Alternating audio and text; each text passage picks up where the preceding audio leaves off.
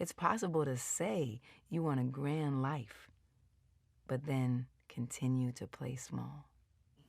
And I thought this was really, really a powerful lesson in regards to looking at things from the space of scarcity versus abundance.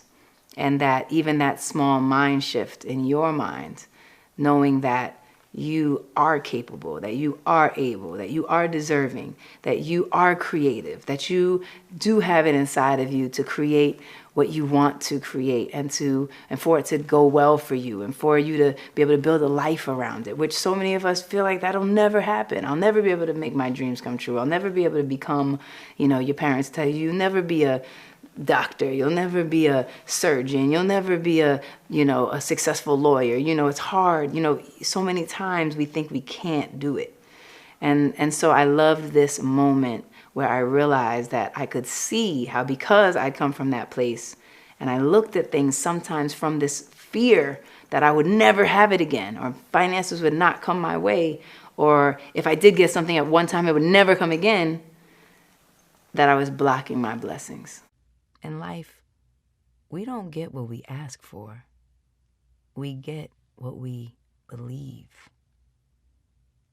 And what we believe about ourselves shows up in our energy. It's how we walk into a room. It's how we communicate through body language. I don't deserve to be here. It's whether we sit up straight or hide out in the back of a meeting. At times, my own energy has been saying, I'm cool with the bare minimum, don't give me more. Without knowing it, I stunted my growth because I was scared to be magnificent and doubtful that I was. I have to remind myself, even today, that, you are valuable, you're important, and you have to take care of yourself. You still are saying that to you today? Today. At this point, I've created a habit that I have to remind myself, hey, guess what? You should go sit on that couch. And you should just relax, because that's just as valuable as all of the work. Because, I think that we do this thing where we swallow our truth and we don't let it out. So I'm finished with that. You're letting it out. Done. I'm done with the swallowing and the holding back and the excusing and all of that, and just being. A lot of people would tell me too, like, man, Alicia, you always seem like sometimes you share that you didn't have a strong sense of yourself, but you always came off so strong. Mm-hmm. Like, what do you mean? You always were so strong. And I think that's what happens with strong people. Mm-hmm. Like my friend wrote the other day, check on your strong friends. Mm-hmm. Because I think it's those people that come off really strong and together that oftentimes need the most kind of checking in on. Mm-hmm. Because usually they're holding it down for a lot of other people. Yeah. I've given up a lot of this idea of wanting people to approve of me, and it feels much better. Give me a couple years. God.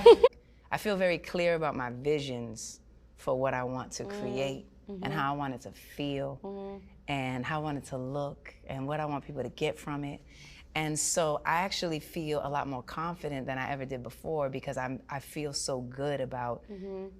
that I really love the vision I have for mm-hmm. it. And I feel squarely like just in that zone.